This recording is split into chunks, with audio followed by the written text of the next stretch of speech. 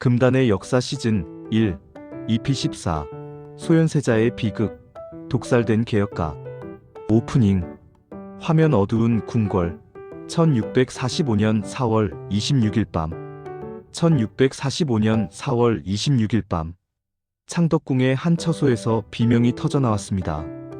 비명 소리, 급박한 음악.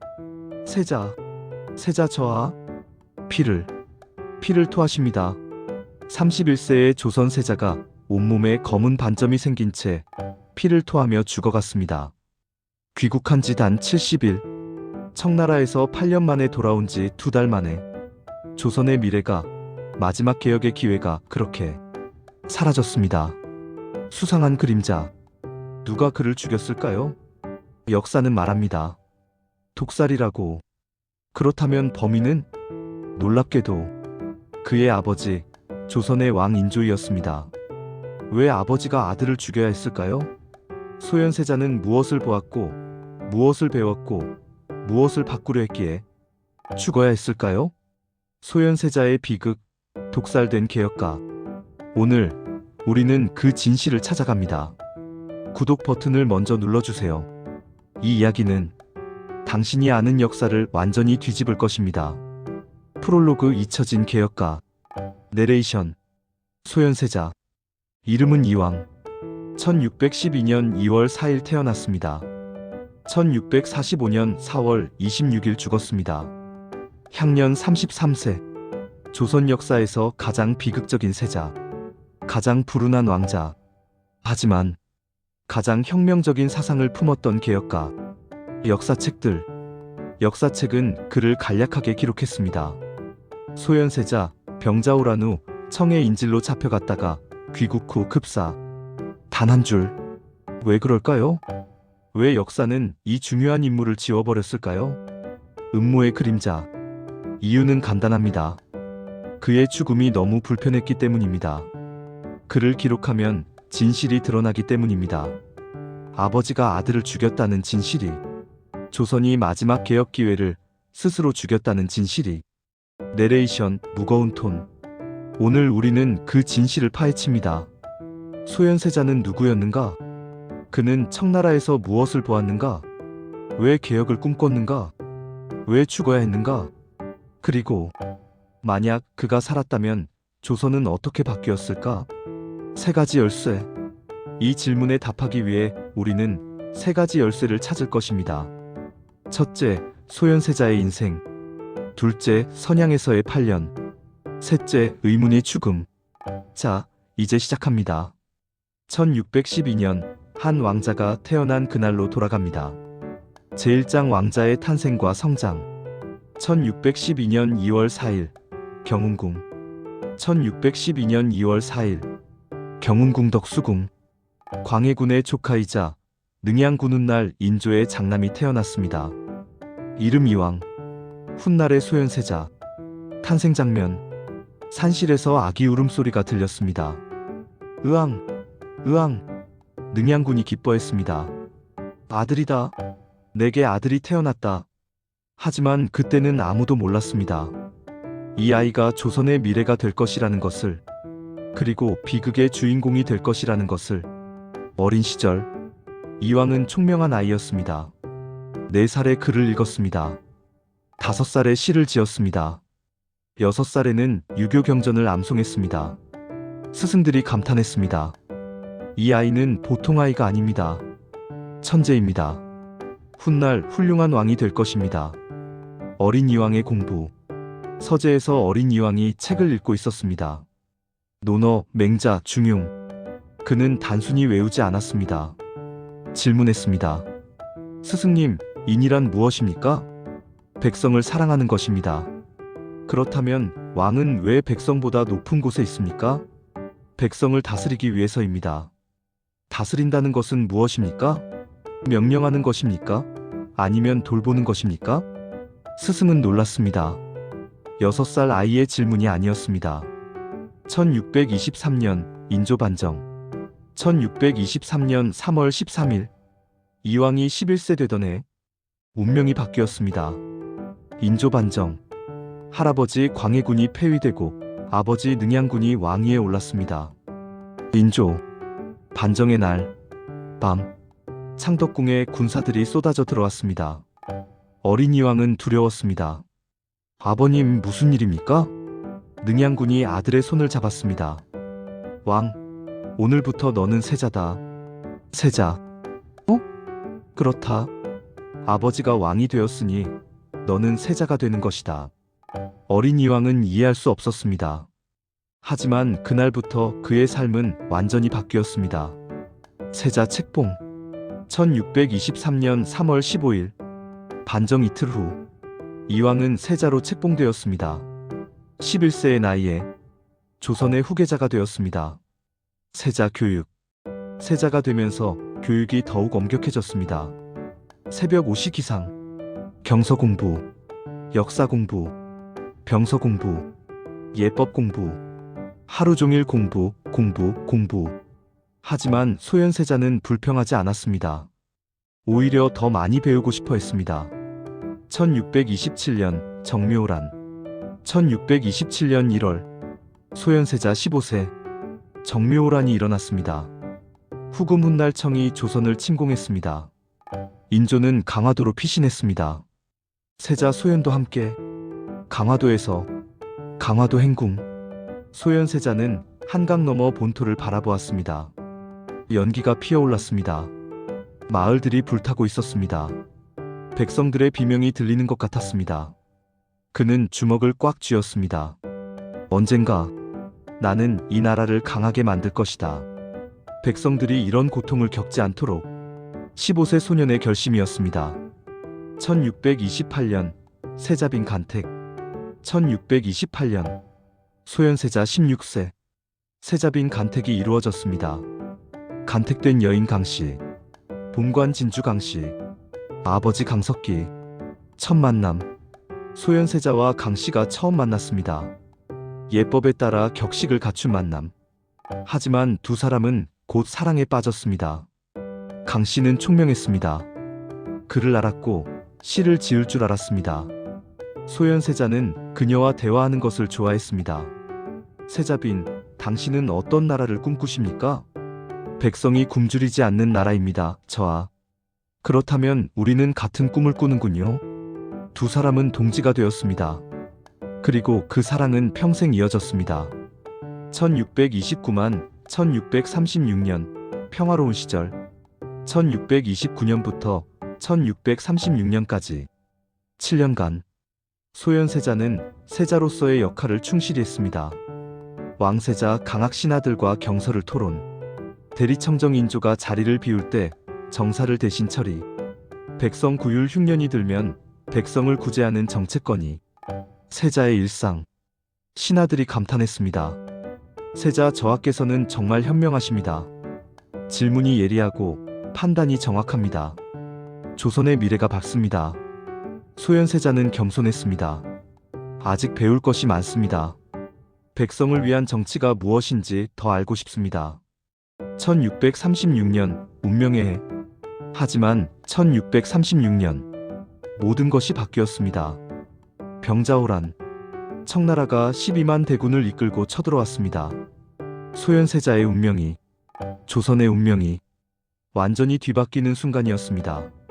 구독 멘트. 여러분 잠깐만요. 이 영상이 흥미로우시다면 지금 좋아요 버튼을 눌러주세요. 그리고 구독과 알림 설정까지 해두시면 역사에 숨겨진 진실을 계속 만나보실 수 있습니다. 이제 소현세자의 진짜 이야기가 시작됩니다. 제2장 병자호란과 인질. 1636년 12월 14일 1636년 12월 14일 청군이 압록강을 넘었습니다. 속도는 상상을 초월했습니다. 불과 5일 만에 한양 코앞까지. 급박한 피난. 세자, 급히 강화도로 피신하십시오. 인조가 급히 명령했습니다. 소현세자 24세, 동생 복림대군 14세, 왕비 세자빈 대군빈 모두 강화도로 향했습니다. 한강 나루터, 한강 나루터. 혼란 그 자체였습니다. 배를 타려는 사람들로 아수라장. 소현세자가 배에 올랐습니다. 뒤를 돌아보니 아버지 인조가 남한산성으로 향하고 있었습니다. 아버님, 그는 불안했습니다. 강화도가 정말 안전할까? 강화도 12월 15일-21일 강화도 바다로 둘러싸인 섬 천연 요새라고 했습니다. 하지만 강화도의 불안 소현세자는 매일 본토를 바라보았습니다. 남한산성 방향 아버지가 갇혀있는 곳 형님 염려 마십시오. 동생 복림대군이 위로했습니다. 아버님께서는 반드시 무사하실 것입니다. 하지만 소현세자는 알았습니다. 상황이 절망적이라는 것을 12월 22일 악몽의 시작 12월 22일 새벽 갑자기 함성이 들렸습니다. 저기다. 청군이 쳐들어왔다. 소현세자는 믿을 수 없었습니다. 바다가 있는데 어떻게? 하지만 청군은 왔습니다. 바닷물이 얼어붙은 틈을 타 말을 타고 바다를 건너온 것입니다. 강화도 함락. 전투는 순식간에 끝났습니다. 강화도 수비군은 무너졌습니다. 청군의 장수 용골대가 말을 타고 들어왔습니다. 조선의 왕자들은 어디 있느냐? 소현세자가 앞으로 나섰습니다. 나다. 조선의 세자 이왕이다. 용골대가 비웃었습니다. 세자? 이제 포로다. 그 순간 소현세자의 운명이 결정되었습니다. 포로가 된 왕실, 왕비 장렬 왕후, 세자빈 강씨, 복림대군과 그의 부인, 소현세자의 어린 아들들, 궁녀들, 내관들 모두 청군의 포로가 되었습니다. 세자빈과의 대화. 밤 추운 방 안에서 소현세자와 세자빈이 마주 앉았습니다. 세자빈이 울었습니다. 저아, 우리는 이제 어떻게 됩니까? 소현세자가 그녀의 손을 잡았습니다. 빈, 두려워 마시오. 어떤 일이 있어도 나는 당신과 아이들을 지킬 것이오. 그리고 이것이 끝이 아니오. 살아남아야 하오. 반드시. 1637년 1월 30일 삼전도 1637년 1월 30일 삼전도 소현세자는 멀리서 그 광경을 보아야 했습니다. 아버지 인조가 무릎을 꿇는 모습을, 청태종 앞에서 309 고두레를 올리는 모습을, 조선 역사상 최대의 굴욕을, 충격과 분노. 소현세자는 주먹을 꽉 쥐었습니다. 손톱이 손바닥에 박혀 피가 났습니다. 아버님, 복림대군도 눈물을 흘렸습니다. 형님, 저것이 정말? 그렇다. 저것이 현실이다. 소현세자는 깨달았습니다. 조선이 얼마나 약한지, 세계가 얼마나 냉혹한지, 명분만으로는 살아남을 수 없다는 것을. 1637년 2월 인질로 결정. 항복 조건 중 하나. 세자와 대군을 인질로 보낼 것. 소현세자 25세, 복림대군 15세, 그리고 대신들의 자제 500여 명 모두 청나라 심양으로 끌려가게 되었습니다. 이별 장면. 출발 전날 밤 소현세자가 인조를 만났습니다.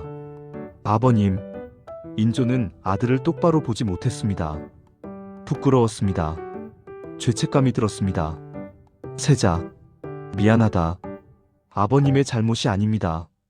살아서 돌아오너라. 예, 아버님. 반드시 돌아오겠습니다. 하지만 둘 다 알고 있었습니다. 언제 돌아올 수 있을지 알 수 없다는 것을. 어쩌면 영원히 돌아오지 못할지도 모른다는 것을. 1637년 3월 심양으로. 1637년 3월. 아직 추운 초봄. 소현세자 일행은 심양으로 향했습니다. 긴 행렬. 말을 타고 걸어서 북쪽으로. 행렬 중 소현세자는 뒤를 돌아보았습니다. 조선 땅이 점점 멀어졌습니다. 언젠가 반드시 돌아오리라. 그리고 그때는 조선을 바꾸리라. 강한 나라로, 백성이 행복한 나라로. 그것이 25세 세자의 맹세였습니다. 하지만 그는 몰랐습니다. 청나라에서의 8년이 그의 인생을 완전히 바꾸리라는 것을. 그리고 그것이 그의 죽음의 원인이 되리라는 것을. 구독 멘트. 구독자 여러분, 지금부터 이야기는 더욱 흥미진진해집니다. 소현세자가 청나라에서 무엇을 보았는지, 무엇을 배웠는지, 그것이 왜 위험했는지 계속 함께 해주세요. 좋아요도 잊지 마시고요. 제3장 심양에서의 8년 새로운 세계. 1637년 3월 선양 도착. 1637년 3월 말 소현세자 일행이 심양에 도착했습니다. 청나라의 수도 만주 땅 한가운데 선양 첫 인상. 소현세자는 심양을 보고 놀랐습니다. 생각보다 컸습니다. 생각보다 번화했습니다. 오랑캐의 도시라더니 이토록 발전했단 말인가? 거리에는 사람들이 넘쳤습니다. 만주인, 몽골인, 한인, 심지어 서양인까지 다양한 인종, 다양한 문화가 뒤섞여 있었습니다. 인질에 거처. 청나라는 소현세자 일행에게 거처를 마련해 주었습니다. 관사. 궁궐은 아니지만 그렇다고 감옥도 아니었습니다. 일종의 감시 아래의 거주. 첫날 밤 방 안. 소현세자와 세자빈 그리고 어린 아들들. 세자빈이 불안해했습니다. 저하, 우리는 언제까지 여기 있어야 합니까? 소현세자는 창밖을 바라보았습니다. 모르오. 1년일 수도 10년일 수도. 하지만 빈 생각을 바꿉시다. 이것을 기회로 만듭시다. 기회라니요? 청나라를 배울 기회 말이요. 적을 알아야 이길 수 있어. 우리가 여기서 배운 것들이 언젠가 조선을 바꾸는 밑거름이 될 것이요. 청태종과의 첫 만남. 며칠 후 소현세자는 청태종 홍타이지를 아련했습니다. 황궁, 웅장한 건축물, 황금빛 장식, 아련 장면. 청태종이 용상에 앉아 있었습니다. 소현세자가 예를 올렸습니다. 조선세자 이왕, 황제 폐하를 뵙습니다. 홍타이지가 내려다보았습니다. 조선의 세자여, 너는 인질이다. 하지만 손님이기도 하다. 잘 있거라. 조선이 우리에게 충성하는 한 너를 해치지 않을 것이다. 소현세자는 고개를 숙였습니다. 하지만 마음속으로는 다짐했습니다. 황제여, 나는 당신의 나라를 배우겠소. 그리고 언젠가 조선을 당신의 나라만큼 강하게 만들겠소. 1637만 1639년 적응기. 처음 2년. 소현세자는 적응하는 데 시간을 보냈습니다. 만주어를 배웠습니다. 청나라의 제도를 공부했습니다. 청나라의 역사를 읽었습니다. 공부하는 세자. 방 안에 책들이 쌓여 있었습니다. 만주어 교재, 청나라 역사서, 병서. 소현세자는 밤늦게까지 공부했습니다. 세자빈이 걱정했습니다. 저하, 너무 무리하십니다. 괜찮소? 배워야 할 것이 너무 많소? 청나라가 왜 강한지 알아야 하오. 그들의 군사제도, 행정체계, 경제정책 모두 조선과 다르오. 그리고 더 효율적이오. 청나라의 발전상. 소현세자는 심양을 돌아다니며 관찰했습니다. 시장. 활기가 넘쳤습니다. 상인들이 물건을 팔고 장인들이 물건을 만들고 사람들이 자유롭게 거래했습니다. 시장에서의 관찰. 소현세자가 복림대군과 함께 시장을 걸었습니다. 형님, 저것을 보십시오. 복림대군이 가리켰습니다. 만주인 상인과 한인 상인이 거래하고 있었습니다. 차별 없이. 청나라는 출신을 따지지 않는 것 같습니다. 소현세자가 고개를 끄덕였습니다. 그렇소. 능력만 있으면 누구나 출세할 수 있어. 조선과는 다르지. 조선은 양반이 아니면 아무리 능력이 있어도. 그는 말을 멈췄습니다. 깊은 생각에 빠졌습니다. 1639만 1641년 깨달음의 시기. 3년째, 4년째. 소현세자는 점점 더 많은 것을 깨달았습니다. 청나라의 강점. 능력 중심 인재 등용. 효율적인 군사제도 팔기제. 실용주의 정책. 다양성 포용 만주, 몽골, 한인 통합. 조선의 약점.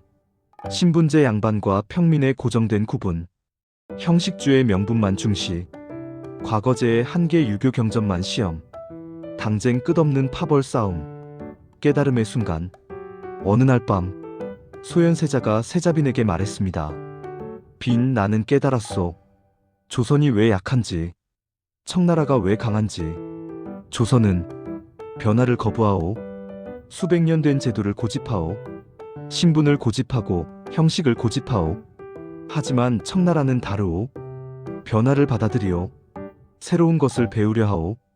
그것이 차이요. 세자빈이 물었습니다. 저하께서는 조선을 바꾸려 하십니까? 소현세자가 고개를 끄덕였습니다. 그렇소. 반드시.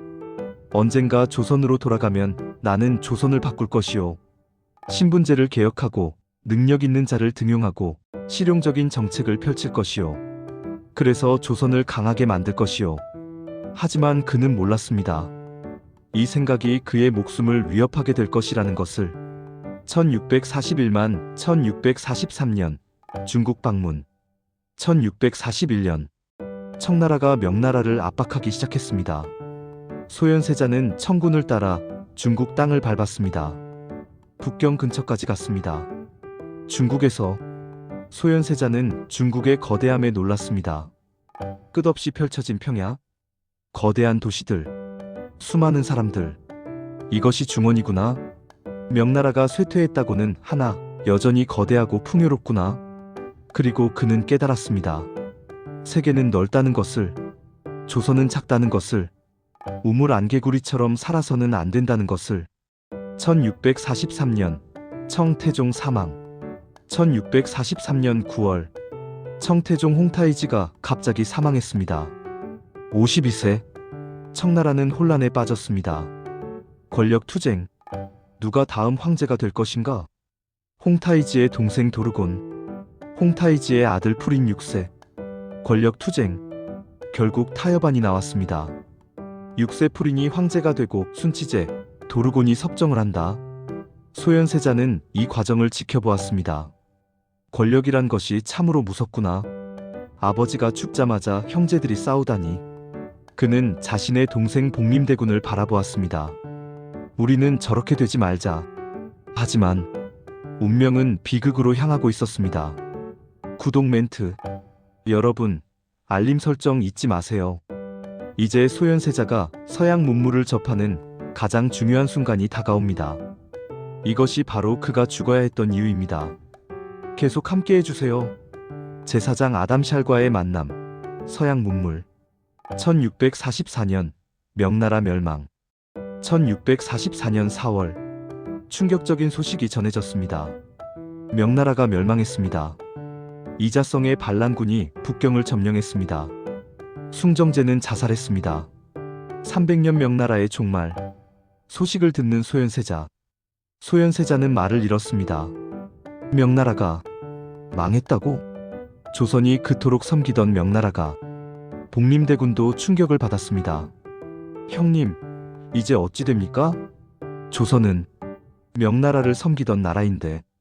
소현세자가 고개를 저었습니다. 명나라는 끝났소. 이제 청나라의 시대요. 조선도 현실을 받아들여야 하오. 청군의 북경 입성. 1644년 6월 청군이 북경에 입성했습니다. 6세 순치제가 북경의 자금성으로 들어갔습니다. 청나라는 이제 중국 전체의 주인이 되었습니다. 소현세자도 북경으로 갔습니다. 북경에서 소현세자는 북경의 거대함에 다시 한번 놀랐습니다. 자금성, 천안문, 끝없이 펼쳐진 거리. 이것이 중원의 중심이구나.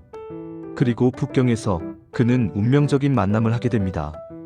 1644년 가을 아담샬과의 만남. 북경 천주당. 소현세자가 호기심에 들어갔습니다. 그곳에서 한 서양인 신부를 만났습니다. 아담샤류안 애덤 숄본벨. 독일 출신 예수의 선교사. 천문학자이자 과학자. 첫 만남. 어서 오십시오. 아담샬이 유창한 중국어로 인사했습니다. 소현세자가 놀랐습니다. 서양인이 중국어를? 30년 넘게 중국에서 살았습니다. 아담샬은 온화한 미소를 지었습니다. 당신은 조선에서 오신 왕자시군요. 어떻게 아십니까? 소문을 들었습니다. 조선의 세자께서 북경에 오셨다고. 제 이름은 아담샬입니다. 천주교 신부이자 천문학자입니다. 소현세자는 흥미를 느꼈습니다.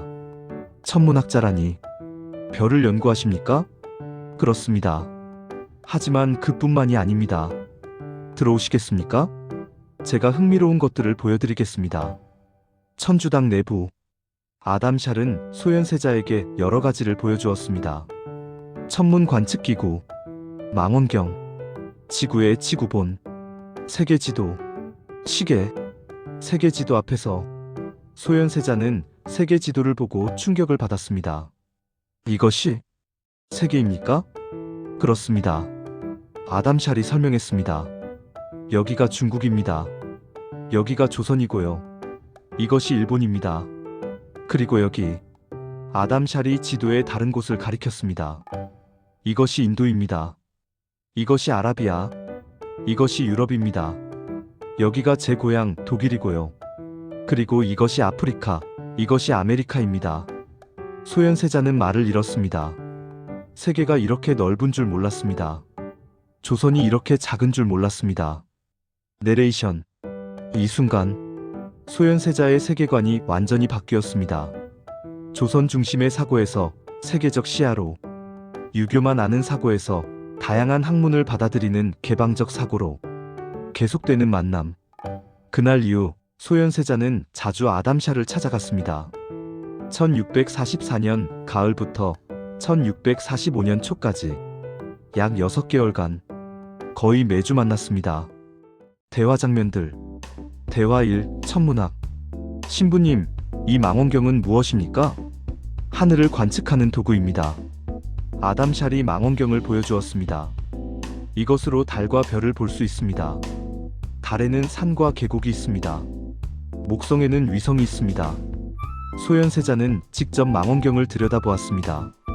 놀랍습니다. 달이 이렇게 선명하게. 대화 2. 지리학. 세상이 이렇게 넓다니. 조선은 정말 작군요.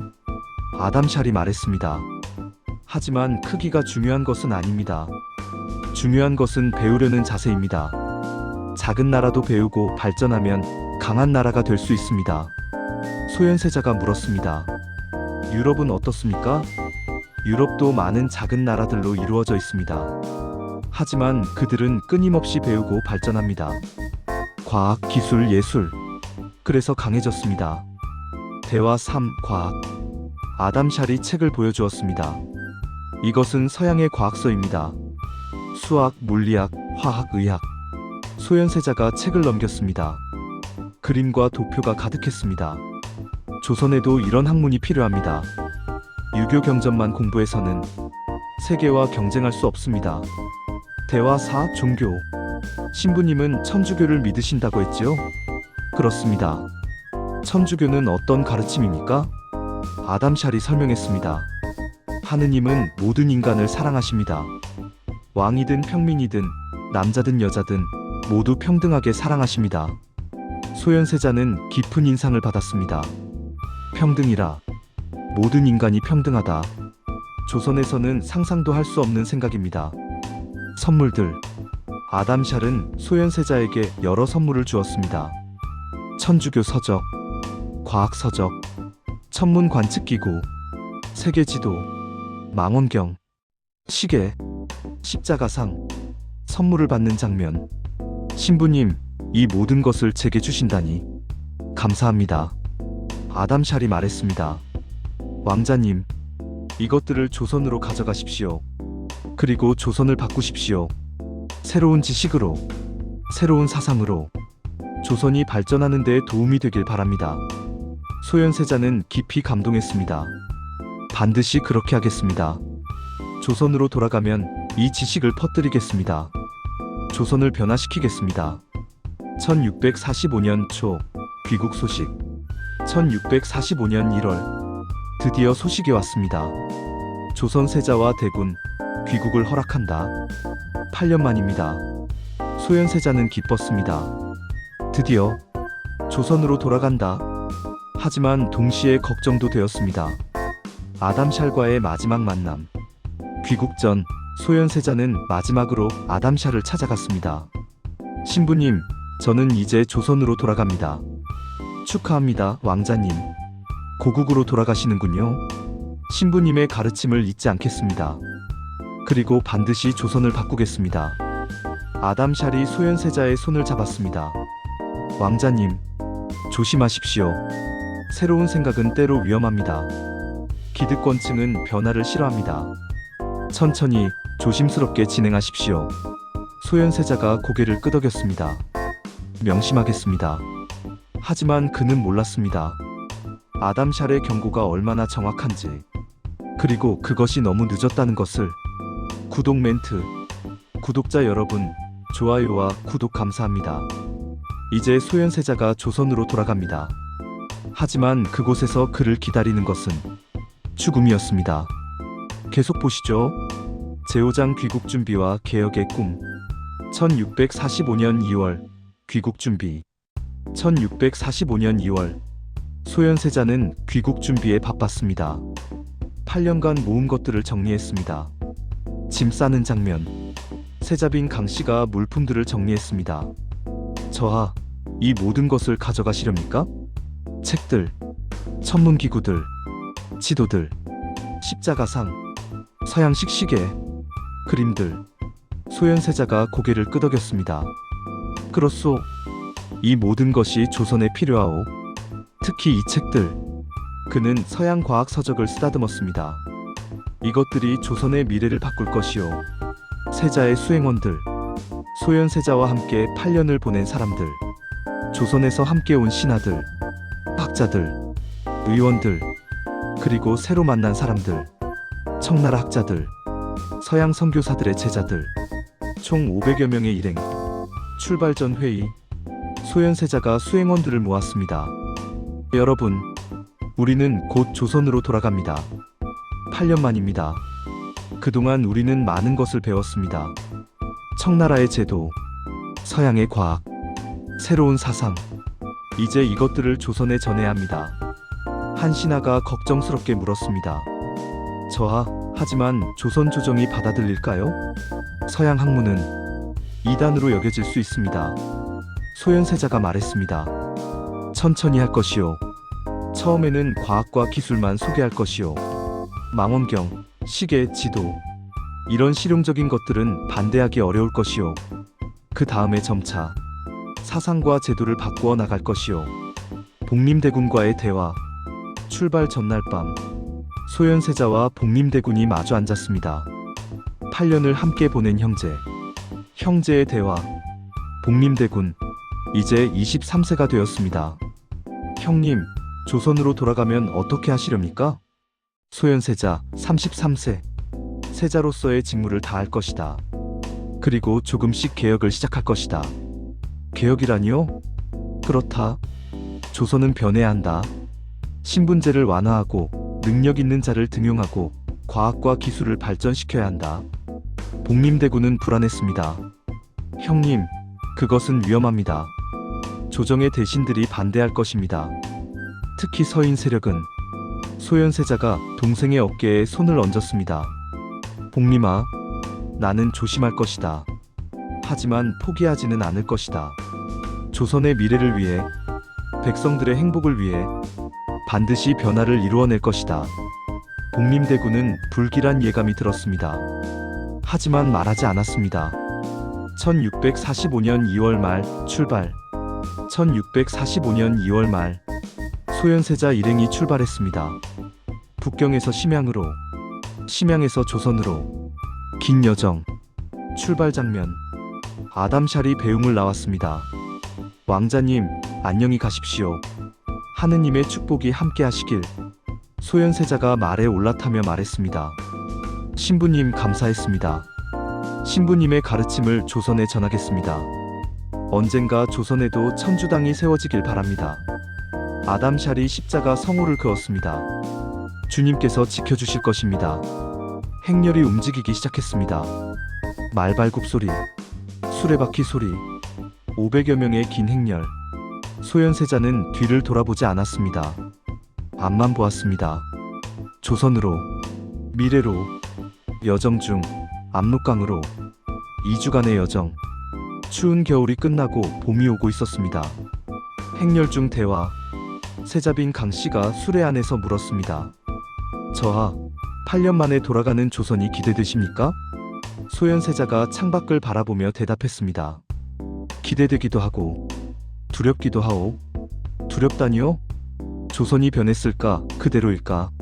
내가 변한 만큼 조선도 변했을까? 아니면 그는 말을 멈췄습니다. 불안한 예감. 하지만 떨쳐냈습니다. 아니, 긍정적으로 생각합시다. 아버님께서도 기다리고 계실 것이요. 백성들도 우리를 기다렸을 것이요. 우리가 돌아가면 새로운 시작이 될 것이요. 1645년 3월 중순 압록강. 압록강. 조선의 국경. 8년 만에 다시 밟는 조선 땅.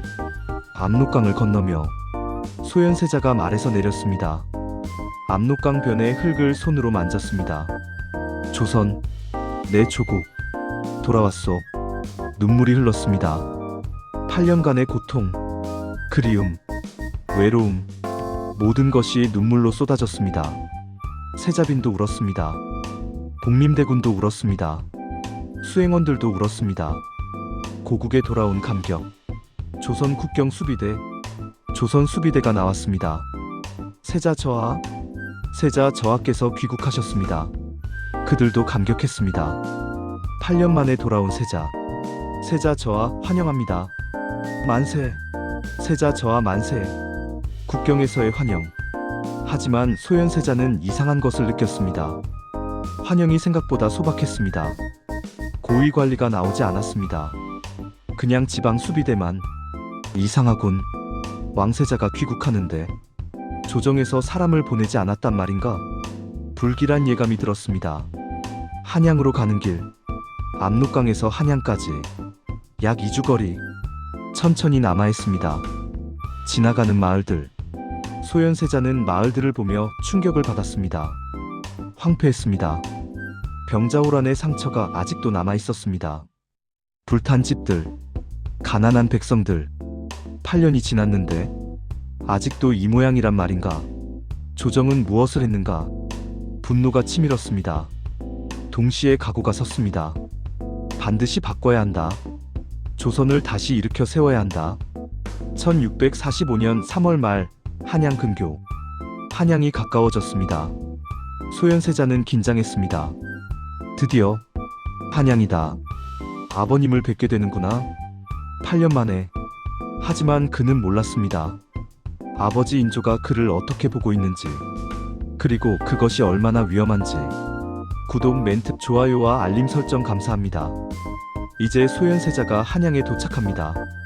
하지만 그곳에서 그를 기다리는 것은 따뜻한 환영이 아니라 냉랭한 적대였습니다. 계속 보시죠. 제6장 귀국, 냉랭한 환영. 1645년 3월 말 한양 입성. 1645년 3월 말 소현세자 일행이 한양에 도착했습니다. 8년 만에 귀환. 하지만 한양 성문 앞.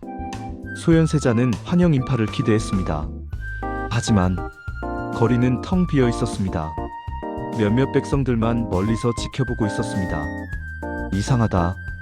왕세자가 귀국하는데 이렇게 조용할 수가. 복림대군도 불안해했습니다. 형님, 뭔가 잘못된 것 같습니다. 창덕궁으로. 일행은 창덕궁으로 향했습니다. 궁궐. 8년 만에 보는 궁궐. 하지만 분위기가 냉랭했습니다. 궁궐 입구. 궁궐 관리들이 나왔습니다. 하지만 환영하는 표정이 아니었습니다. 형식적인 인사만. 세자 저하, 어서 오십시오. 전하께서 기다리고 계십니다. 소현세자는 이상함을 느꼈습니다. 왜 이렇게 차갑지? 8년 만에 돌아온 세자를 이렇게 대할 수 있단 말인가? 인조와의 재회. 드디어 인조를 만나는 순간. 대전. 인조가 용상에 앉아 있었습니다. 부자의 재회. 소현세자가 들어갔습니다. 아버님. 8년 만에 보는 아버지. 인조. 이제 53세. 늙어 보였습니다. 머리카락이 휘어졌습니다. 얼굴에 주름이 깊었습니다. 소현세자는 달려가 절을 했습니다. 아버님, 소자 이왕 돌아왔습니다. 눈물이 흘렀습니다. 인조는 차갑게 내려다보았습니다. 오래 기다렸다. 일어나거라. 소현세자가 일어났습니다. 아버지의 눈을 바라보았습니다. 그런데 그 눈에서 사랑을 찾을 수 없었습니다. 반가움도 없었습니다. 오히려 경계, 의심, 두려움, 내레이션 무거운 톤. 이 순간 소현세자는 깨달았습니다. 무언가 잘못되었다는 것을, 아버지가 변했다는 것을, 아니, 아버지가 자신을 경계하고 있다는 것을. 대화. 인조가 물었습니다. 청나라에서 고생이 많았겠구나. 예, 아버님. 건강은? 덕분에 건강합니다. 침묵. 어색한 침묵. 인조가 다시 물었습니다. 청나라에서 무엇을 배웠느냐? 소현세자는 조심스럽게 대답했습니다. 많은 것을 배웠습니다, 아버님. 청나라의 제도, 문물, 그리고 서양의 학문도 접했습니다. 인조의 눈이 날카로워졌습니다. 서양 학문? 예, 아버님. 천문학, 지리학, 천주교도? 소현세자는 당황했습니다. 천주교를 공부하기는 했으나 신자가 된 것은 아닙니다. 다만 그들의 학문이 유용하여. 인조가 손을 들어 말을 멈추게 했습니다. 그만. 더 이상 말하지 마라. 피곤할 것이니 물러가 쉬어라. 소현세자는 놀랐습니다. 8년 만에 만났는데 이렇게 짧게 끝난단 말인가? 아버님, 물러가라. 인조의 목소리는 차가웠습니다. 세자 처소. 소현세자는 자신의 처소로 갔습니다. 세자궁. 8년 전 떠날 때 그대로였습니다. 하지만 먼지가 쌓여 있었습니다. 세자빈과의 대화. 세자빈 강씨가 걱정스럽게 물었습니다. 전하와의 만남이 어떠하셨습니까? 소현세자는 고개를 저었습니다. 좋지 않았소.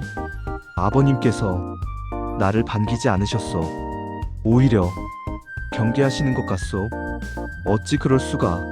모르겠소. 하지만 분명한 것은 무언가 잘못되었다는 것이오. 조정의 반응. 다음 날 조정 신하들이 소현세자를 아련했습니다. 형식적인 환영 인사. 하지만 진심은 없었습니다. 신하들과의 만남. 영의정 이경석, 좌의정 김육, 우의정 이경여. 그들은 소현세자에게 절을 했습니다. 세자 저하 환영합니다.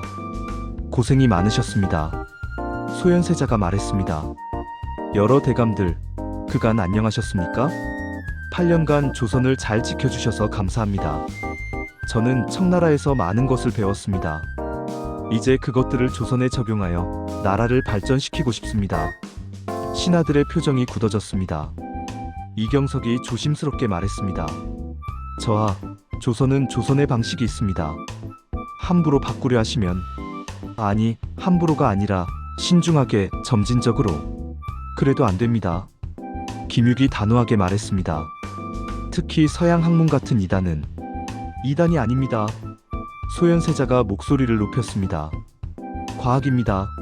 기술입니다. 조선에 꼭 필요한 것들입니다. 신하들은 침묵했습니다. 하지만 그들의 눈에는 분명했습니다. 반대, 거부. 며칠 후 소문. 며칠이 지나면서 소현세자에 대한 소문이 돌기 시작했습니다. 한양시장. 한양시장. 백성들이 수군거렸습니다. 세자께서 청나라에서 변하셨다던데. 서양 오랑캐의 학문을 배우셨다지? 천주교라는 이상한 종교도. 이단이 아닌가? 세자 저하께서 우리 조선을 오랑캐 나라로 만들려 하신대. 소문은 빠르게 퍼졌습니다. 그리고 대부분 부정적이었습니다. 서인 세력의 모임. 밤. 서인 대신들이 비밀리에 모였습니다. 비밀회의. 이경석, 김육, 이경혁, 김자정. 그들은 심각한 표정으로 이야기했습니다. 세자가 문제요. 청나라에서 이상한 것들을 배워왔소. 서양 학문, 천주교. 더 심각한 것은 조선을 바꾸려 한다는 것이요.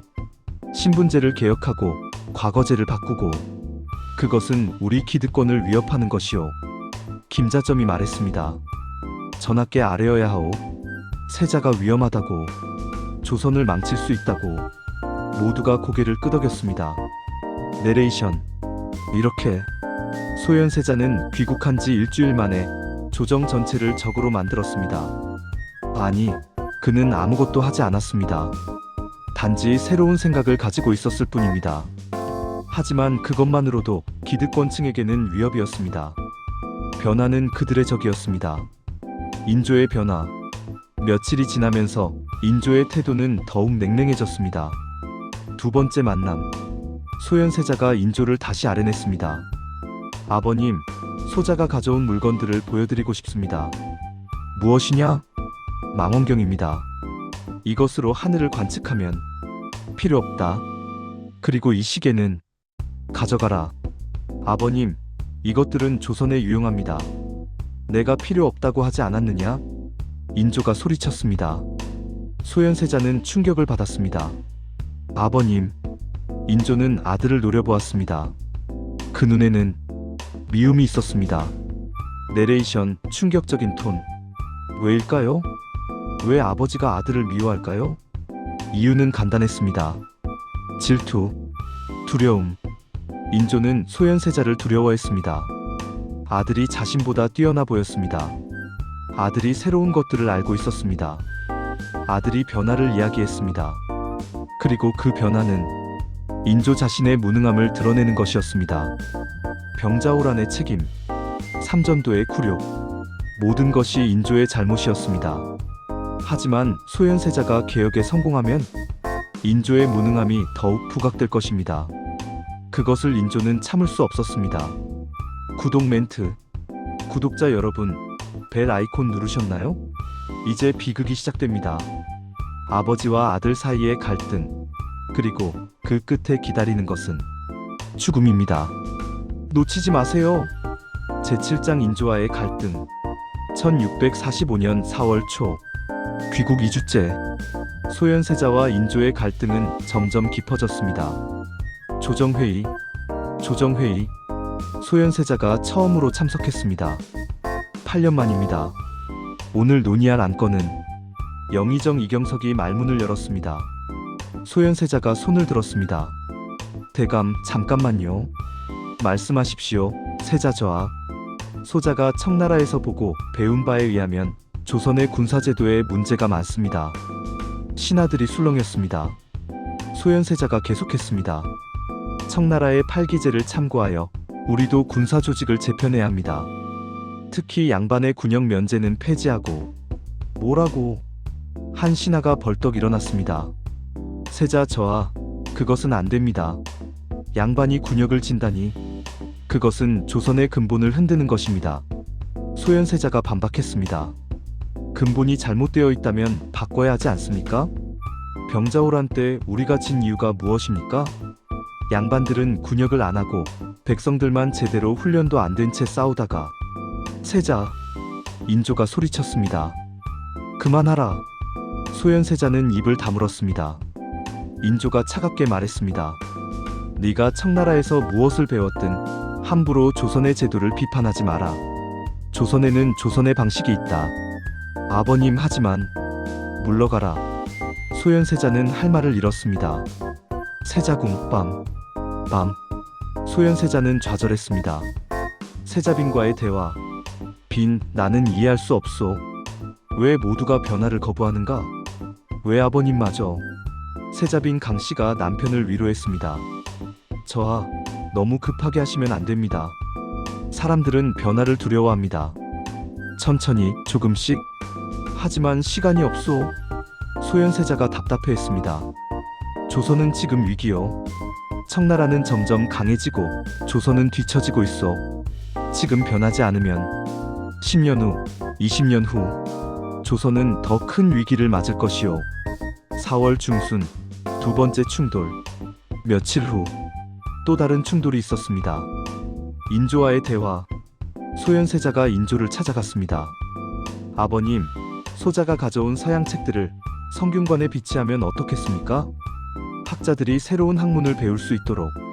인조가 단호하게 말했습니다. 안 된다. 아버님, 서양의 학문은 이단이다. 천주교는 사교다. 조선에서 그런 것들을 퍼뜨리면 안 된다. 소현세자가 항변했습니다. 아버님, 천주교와 서양 과학은 다릅니다. 망원경, 시계, 지도, 이런 것들은 종교와 무관합니다. 순수한 학문이고 기술입니다. 인조가 냉소했습니다. 네가 그렇게 서양을 좋아하면 차라리 서양으로 가지 그러느냐? 조선에는 서양 따위 필요 없다. 소현세자는 가슴이 찢어지는 것 같았습니다. 아버님, 어찌 그런 말씀을. 나가거라. 인조의 두려움. 사실 인조는 두려웠습니다. 인조의 독백. 밤. 인조는 혼자 앉아 있었습니다. 세자가 너무 똑똑하다. 너무 많이 한다. 백성들이 세자를 좋아한다. 신하들 중 일부도 세자를 지지한다. 만약 세자가 인기를 얻으면 나를 몰아내고 또 다른 반정이. 인조는 떨었습니다. 23년 전 자신이 광해군을 몰아낸 것처럼 소현세자가 자신을 몰아낼까봐 두려웠습니다. 안 돼. 그럴 수는 없어. 세자를 견제해야 한다. 더 나쁜 것은 간신 김자점이 인조의 두려움을 부채질했습니다. 김자점과 인조. 김자점이 인조를 찾아왔습니다. 전하, 아래올 말씀이 있습니다. 말하라. 세자 저하에 대한 소문이 좋지 않습니다. 무슨 소문? 세자 저하께서 청나라에서 청나라 사람들과 너무 가까이 지냈다고 합니다. 심지어 청나라 편을 든다는 소문도. 인조의 눈이 날카로워졌습니다. 뭐라고? 그리고 서양 오랑캐들과도 친하게 지냈다 합니다. 천주교 신부와 자주 만났다고. 혹시 세자 저하께서 천주교도가 되신 것은 아닌지. 인조는 분노했습니다. 감히 조선의 세자가 사교에 빠지다니. 김자점이 불을 지폈습니다. 전하, 세자 저하를 조심하셔야 합니다. 자칫 잘못하면 조선이 이단에 물들 수 있습니다. 4월 20일 결정적 충돌. 4월 20일 소현세자와 인조의 마지막 대면. 폭발. 소현세자가 다시 인조를 찾아갔습니다. 아버님, 제발 제 말을 들어주십시오. 조선을 바꿔야 합니다. 지금 안 바꾸면. 인조가 폭발했습니다. 닥쳐라. 네가 감히 아버지에게 명령하느냐? 네가 왕이냐? 내가 왕이다. 조선을 어떻게 할지는 내가 결정한다. 소현세자도 참지 못했습니다. 그렇게 결정하신 결과가 병자호란 아닙니까? 삼전도의 굴욕 아닙니까? 순간 정적. 소현세자는 자신이 한 말을 깨달았습니다. 돌이킬 수 없는 말을. 인조의 얼굴이 새하얗게 변했습니다. 분노, 치욕, 살이. 나가라. 아버님, 나가라고 했다. 소현세자는 물러났습니다. 하지만 이미 늦었습니다. 내레이션 극적인 톤. 이 순간 소현세자의 운명이 결정되었습니다. 인조는 결심했습니다. 세자를 제거하기로. 음모의 시작. 그날 밤 인조는 측근들을 불렀습니다. 비밀회의. 김자점, 내관 김계시. 인조가 말했습니다. 세자를 어떻게 해야 하겠는가? 김자점이 조심스럽게 말했습니다. 전하, 세자를 폐위하십시오. 폐위? 그것은 너무 노골적이다. 백성들이 반발할 것이다. 김계시가 속삭였습니다. 그렇다면 다른 방법이. 인조가 날카롭게 쳐다보았습니다.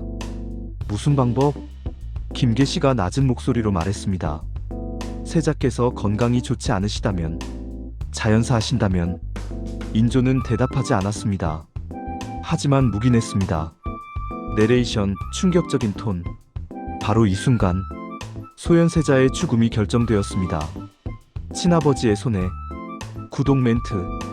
구독자 여러분, 믿기 어렵지만 이것이 역사입니다. 아버지가 아들을 죽이기로 결정한 것입니다. 이제 소현세자에게 남은 시간은 단 6일입니다. 끝까지 함께해주세요. 제8장 독살 마지막 6일. 1645년 4월 21일 독살 6일 전. 4월 21일 소현세자는 자신에게 닥칠 위험을 전혀 모르고 있었습니다. 평범한 아침. 소현세자는 세자빈과 함께 식사했습니다. 저하, 오늘은 무엇을 하시렵니까? 궁궐 밖을 나가보려 합니다. 백성들의 생활을 보고 싶습니다. 8년 만에 보는 조선의 백성들을 얼마나 힘들게 살고 있는지 알고 싶습니다. 세자빈이 걱정했습니다. 저하, 전하께서 허락하실까요? 허락을 받을 필요가 있습니까? 나는 세자입니다. 백성을 돌보는 것이 제 의무입니다. 한양시장. 소현세자는 간소한 복장으로 한양시장에 나갔습니다.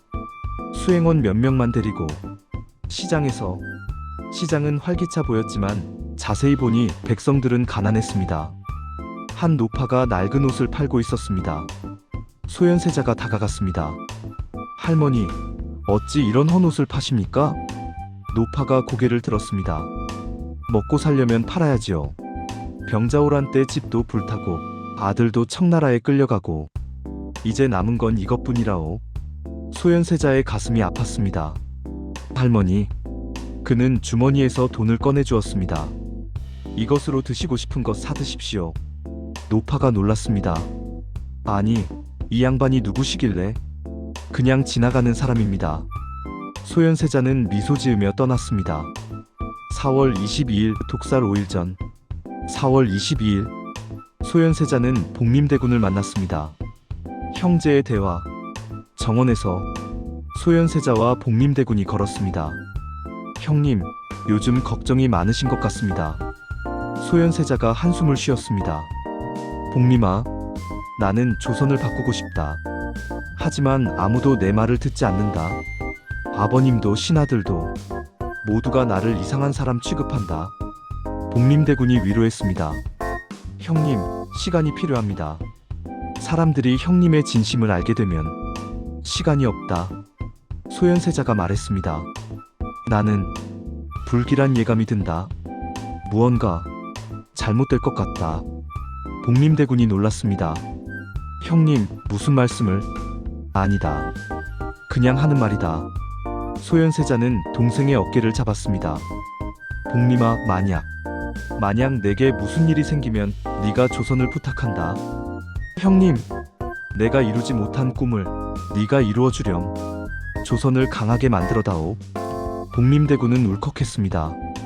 형님, 그런 말씀 마십시오. 하지만 소현세자는 진지했습니다. 마치 무언가를 예감한 듯. 4월 23일 독살 4일 전 4월 23일 소현세자는 자신의 아들들을 불렀습니다. 아들들과의 시간. 세자궁. 소현세자의 세 아들. 원손 석철 9세, 둘째 성린 7세, 셋째 석견 5세. 아버님! 아이들이 뛰어왔습니다. 소현세자는 아이들을 안았습니다. 우리 아들들 많이 컸구나. 8년 만에 보니 너무 커서 아버지가 몰라볼 뻔했다. 석철이 말했습니다. 아버님, 청나라는 어땠어요? 무서웠어요? 소현세자가 웃었습니다. 처음에는 무서웠지. 하지만 많은 것을 배웠단다. 아버님이 배운 것들을 너희에게도 가르쳐주마. 그는 망원경을 가져왔습니다.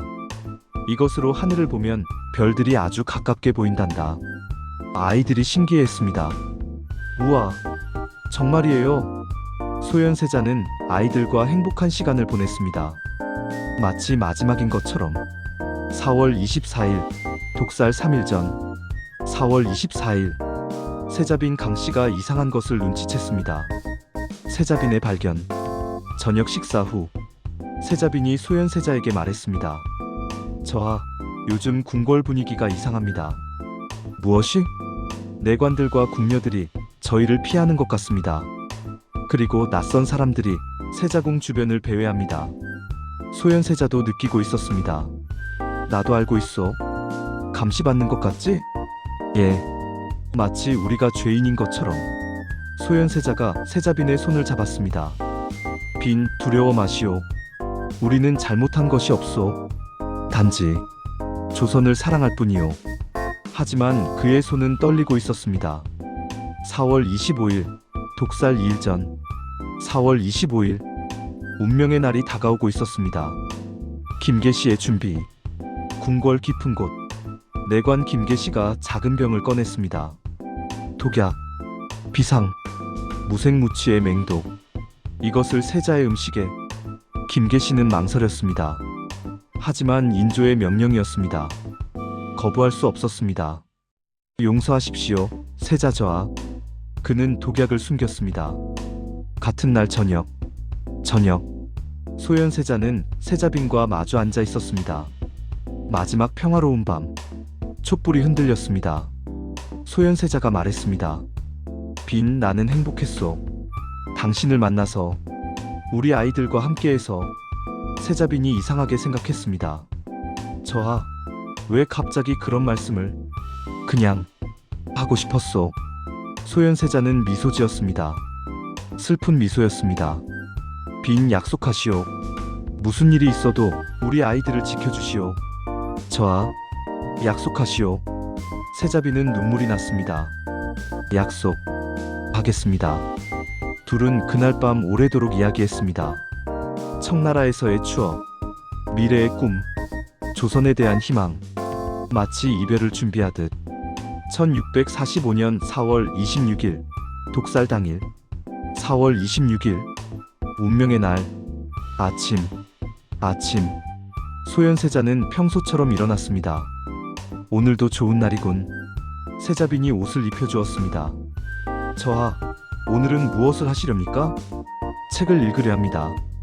아담샬 신부가 준 과학책을. 언젠가는 조선학자들도 이런 책을 읽게 될 것입니다. 정오. 점심 식사 시간.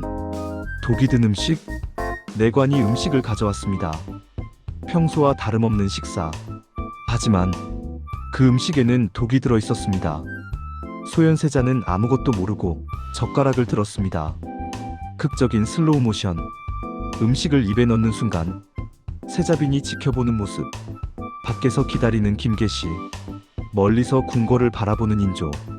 오후 이 시경. 소현세자는 갑자기 복통을 느꼈습니다. 처하. 세자빈이 놀라 달려왔습니다. 배가 아프오. 어이를 불러라. 급격한 악화. 시간이 지날수록 증상이 악화되었습니다. 오후 3시 심한 복통, 구토. 오후 4시 온몸의 경련. 오후 5시 검은 반점이 피부에 나타남. 오후 6시 피를 토함. 어이들이 달려왔습니다. 하지만 속수무책이었습니다. 이것은 독입니다. 독? 세자빈이 비명을 질렀습니다. 누가 세자 저하를. 하지만 아무도 대답하지 않았습니다. 밤 10시. 소현세자는 거의 의식을 잃었습니다. 마지막 순간 세자빈이 남편의 손을 잡고 울었습니다. 저하, 정신 차리십시오. 소현세자가 가까스로 눈을 떴습니다. 빈, 예, 저하, 여기 있습니다. 아이들을 부탁하오. 저하, 그런 말씀 마십시오. 조선을 바꾸지 못해. 미안하오. 처하. 소현세자는 마지막 힘을 짜내어 말했습니다. 아버님께 전하시오. 제가 조선을 사랑했다고. 처하. 소현세자의 손에서 힘이 빠졌습니다. 눈이 감겼습니다. 숨이 멎었습니다. 죽음의 순간. 1645년 4월 26일 밤 10시 30분경. 소현세자 이왕. 향년 33세. 사망. 세자빈의 울부짖음이 궁궐에 울려 퍼졌습니다. 인조의 반응. 소식이 인조에게 전해졌습니다. 인조, 세자가 죽었다고? 김계시가 보고했습니다. 예, 전하. 방금 숨을 거두셨습니다. 인조는 표정 없이 고개를 끄덕였습니다.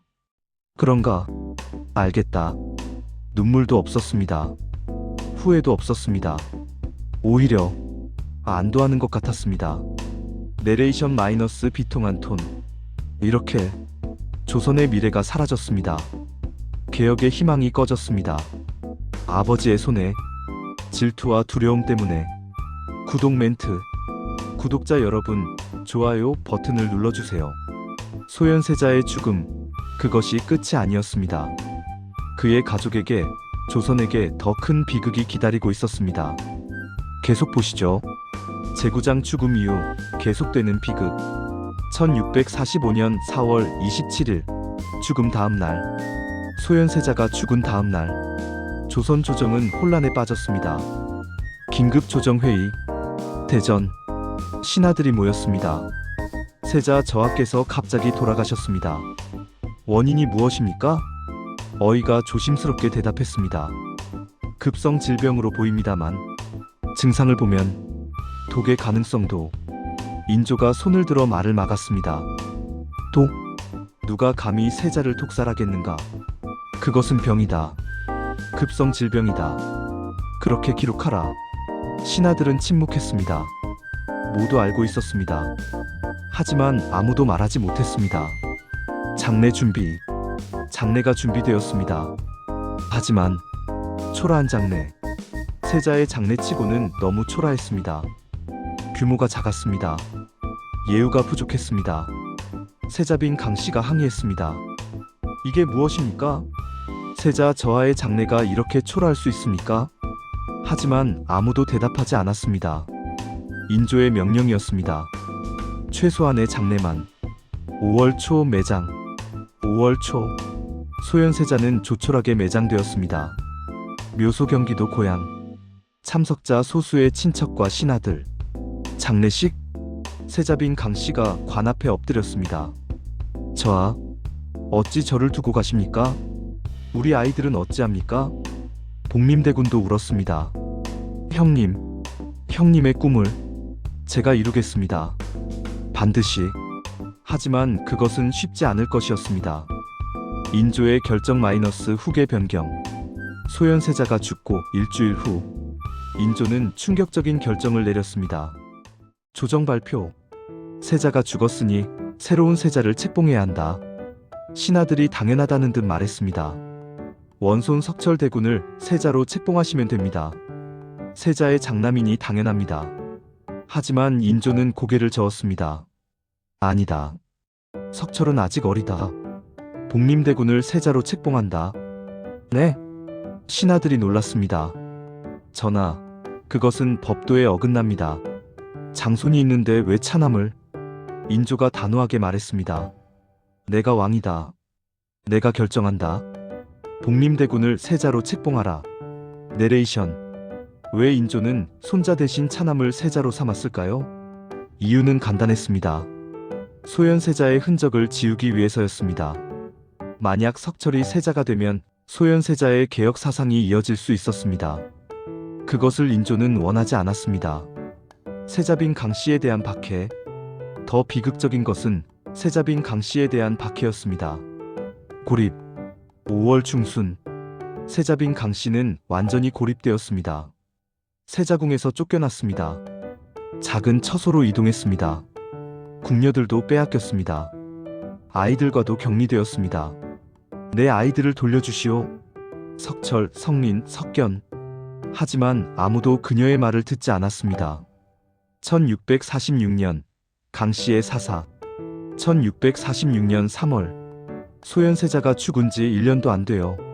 세자빈 강씨에게 억울한 죄명이 씌워졌습니다. 거짓 고발. 강씨가 시아버지를 저주했다. 무당을 불러 인조를 저주하는 구술했다. 터무니없는 죄명이었습니다. 하지만 인조는 이를 믿는 척했습니다. 아니, 믿고 싶어 했습니다. 강씨를 사사하라. 사약을 내린다. 마지막 순간. 1646년 3월 16일 강씨는 사약을 받았습니다. 제가 무슨 죄를 지었습니까? 세자 저하를 사랑했고 아이들을 사랑했을 뿐인데, 조선을 사랑했을 뿐인데. 그녀는 사약을 마셨습니다. 죽어가면서 마지막으로 말했습니다. 저하, 저승에서 뵙겠습니다. 우리 아이들을 부탁합니다. 향년 36세. 남편이 죽은 지 1년도 안 되어 그녀도 억울하게 죽었습니다. 아이들의 운명. 소현세자의 세 아들 석철, 성린, 석견. 그들의 운명은 더욱 비참했습니다. 유배. 새 아이는 제주도로 유배되었습니다. 9세, 7세, 5세. 어린 아이들이 할아버지, 왜 우리를 보내십니까? 우리가 무슨 잘못을 했습니까? 인조는 대답하지 않았습니다. 그저 차갑게 명령했습니다. 끌어내라. 제주도. 새 아이는 감시 속에서 자랐습니다. 교육도 받지 못했습니다. 관직에도 나갈 수 없었습니다. 평생 유배지에서. 석철의 톡백. 성인이 된 석철 원손. 그는 제주도 바닷가에 앉아 있었습니다. 아버님, 아버님께서 꿈꾸신 조선은 이루어지지 못했습니다. 저희도 아무것도 할 수 없었습니다. 용서하십시오. 그는 눈물을 흘렸습니다. 조부에 대한 원망, 아버지에 대한 그리움, 모두 가슴에 묻은 채 1659년 복림대군의 죽음. 세월이 흘렀습니다. 1659년 복림대군, 즉 효종이 죽었습니다. 재위 10년, 그는 북벌을 외쳤습니다. 청나라를 치겠다고, 형의 원수를 갚겠다고. 하지만 효종의 임종, 효종은 임종 전에 말했습니다. 형님의 꿈을 이루지 못했습니다. 북벌도 개혁도 모두 실패했습니다. 용서하십시오. 그도 형처럼 허망하게 죽었습니다. 향년 41세, 소현세자의 유품. 소현세자가 청나라에서 가져온 것들, 서양 과학서적, 망원경, 지구본, 세계지도, 십자가상, 유품의 운명, 그것들은 모두 버려졌습니다. 불태워졌습니다. 이단이다. 사교다. 조선에 이런 것들이 있어서는 안 된다. 소현세자의 꿈, 조선의 개혁, 서양 과학의 도입, 모두 사라졌습니다. 내레이션 비통한 톤. 만약 소현세자가 살았다면, 만약 그가 왕이 되었다면, 만약 개혁에 성공했다면 조선은 어떻게 변했을까요? 서양 과학을 받아들였을까요? 신분제가 개혁되었을까요? 조선이 강해졌을까요? 우리는 알 수 없습니다. 역사의 가정은 없으니까요. 하지만 분명한 것은 소현세자의 죽음으로 조선은 마지막 개혁의 기회를 잃었다는 것입니다. 구독 멘트. 구독자 여러분, 좋아요와 댓글 부탁드립니다. 마지막 장입니다. 소현세자의 비극이 우리에게 주는 교훈은 무엇일까요? 끝까지 함께 해주세요. 제10장 역사의 평가. 잃어버린 미래. 현대 한국 고양 소현세자 묘. 2026년 경기도 고양시 작은 언덕에 소현세자의 묘가 있습니다. 초라합니다. 세자의 묘치고는 왕이 되지 못한 왕자의 묘. 내레이션. 380년이 지났습니다. 소현세자가 죽은 지 이제 우리는 질문해야 합니다. 소현세자는 누구였는가? 그의 죽음이 조선에 어떤 영향을 미쳤는가? 그리고 우리는 무엇을 배워야 하는가? 역사학자들의 평가. 평가 1. 비운의 개혁가. 소현세자는 조선 역사상 가장 비운의 인물입니다. 그는 시대를 앞서갔습니다. 17세기에 이미 서양 과학을 받아들이려 했습니다. 신분제 개혁을 꿈꿨습니다. 만약 그가 살았다면 조선은 완전히 다른 길을 걸었을 것입니다. 평가 2. 희생된 미래. 소현세자의 죽음은 단순한 개인의 비극이 아닙니다. 조선 전체의 비극입니다. 그의 죽음으로 조선은 변화의 기회를 잃었습니다. 이후 200년 동안 조선은 변하지 않았습니다. 그리고 결국 망했습니다. 평가 3. 기득권의 희생양. 소현세자는 기득권의 희생양이었습니다. 그의 개혁은 양반 계층의 이익을 위협했습니다. 그래서 그들은 그를 제거했습니다. 변화를 두려워하는 자들이 미래를 죽인 것입니다. 소현세자가 꿈꾼 조선. 소현세자는 무엇을 꿈꿨을까요? 상상, 개혁된 조선. 만약 소현세자가 왕이 되었다면 상상 장면 1. 과학의 발전. 성균관의 서양 과학을 가르치는 학당. 조선 학자들이 망원경으로 별을 관측합니다. 지구본을 보며 세계를 공부합니다. 수학, 물리학, 화학을 배웁니다. 우리도 서양처럼 발전할 수 있다. 상상 장면 2. 신분제 개혁. 양반과 평민의 구분이 완화됩니다. 능력 있는 평민이 관직에 나갑니다. 과거제가 개혁됩니다.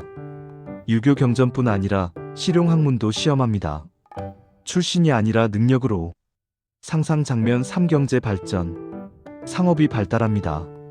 기술이 발전합니다. 백성들의 생활이 나아집니다. 조선이 부강해집니다. 우리는 강한 나라다. 상상 장면 4. 외교. 청나라와 대등한 관계. 일본과 균형 잡힌 관계.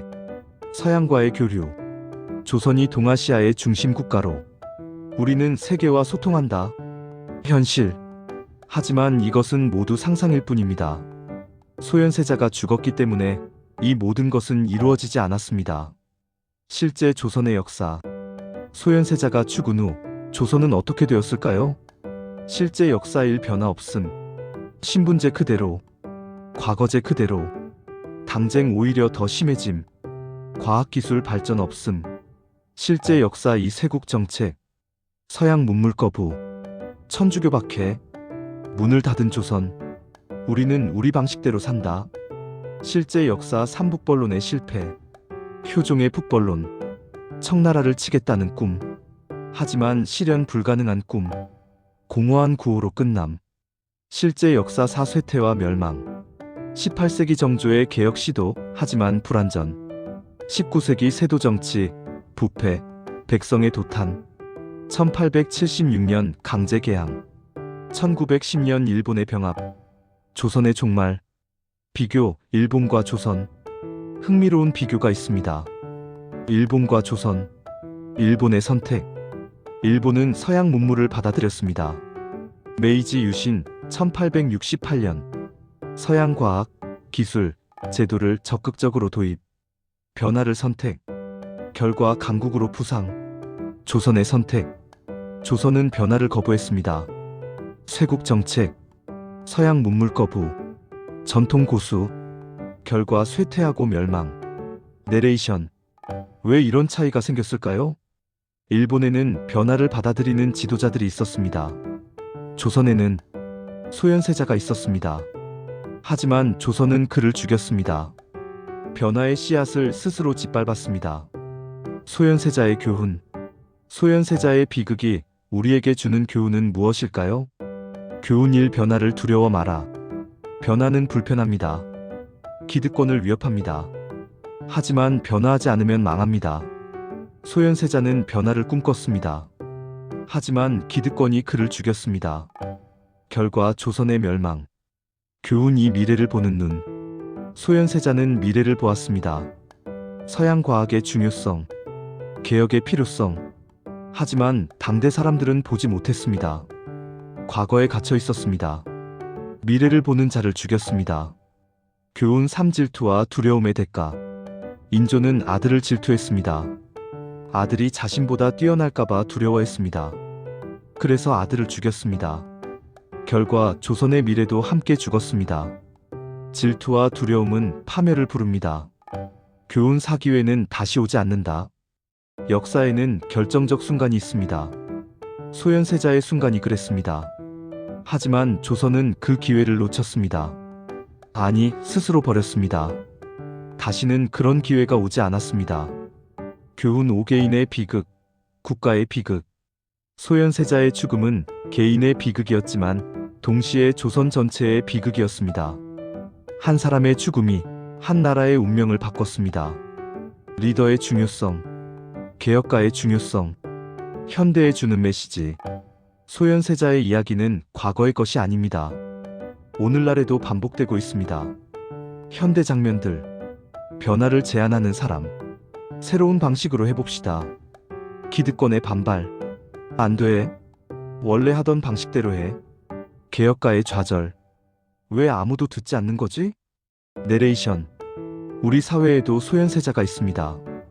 변화를 꿈꾸는 사람들. 새로운 것을 시도하는 사람들. 미래를 보는 사람들. 우리는 그들을 어떻게 대하고 있습니까? 격려합니까? 아니면 인조처럼 질투하고 두려워합니까? 질문. 만약 오늘날 소현세자 같은 사람이 나타난다면 우리는 어떻게 할 것입니까? 그의 말에 귀 기울일 것입니까? 아니면 또다시 그를 죽일 것입니까? 변화를 받아들일 것입니까? 아니면 거부할 것입니까? 소현세자 묘 앞. 다시 소현세자의 묘 앞으로. 작고 초라한 묘. 하지만 그 안에는 조선의 미래가 묻혀 있습니다. 내레이션, 감동적인 톤. 소현세자여.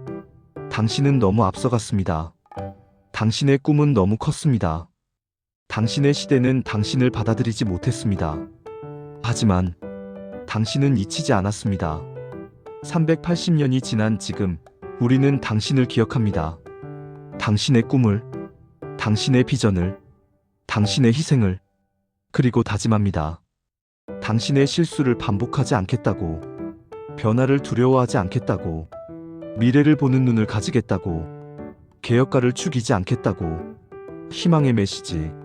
소현세자의 꿈은 실현되지 못했습니다. 하지만 그 꿈은 죽지 않았습니다. 오늘날 대한민국에서 그 꿈이 이루어지고 있습니다. 과학기술 강국, 민주주의 국가, 세계와 소통하는 나라. 이것이 소현세자가 꿈꾼 조선입니다. 비록 400년이 걸렸지만 그 꿈은 이루어졌습니다. 타이틀 끝. 소현세자. 독살된 개혁가. 잃어버린 미래. 하지만 잊히지 않은 꿈. 에필로그. 다양한 역사 장면들. 내레이션. 역사는 반복됩니다.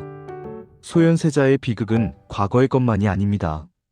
오늘날에도 내일에도 반복될 수 있습니다.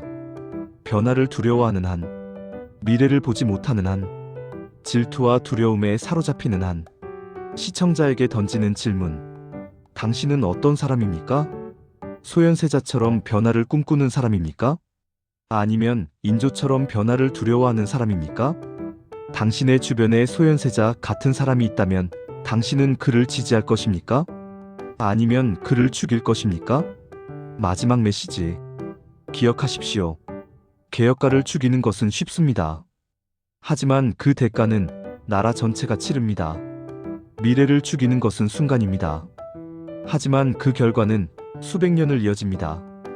변화를 받아들이십시오. 미래를 보십시오. 그리고 기억하십시오.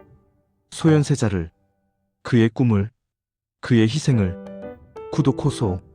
시청해주셔서 감사합니다. 소현세자의 비극, 어떻게 보셨나요? 댓글로 여러분의 생각을 나눠주세요. 만약 소현세자가 살았다면 어땠을까요? 오늘날 우리 사회의 소현세자는 누구일까요? 구독과 알림 설정 잊지 마세요. 좋아요도 눌러주시고요. 다음 영상에서는 임평대군의 선택 살아남은 왕자의 고뇌를 준비했습니다. 소현세자의 동생 임평대군. 그는 어떻게 살아남았을까요? 그리고 무엇을 선택했을까요? 함께 알아보겠습니다. 엔딩 크레딧.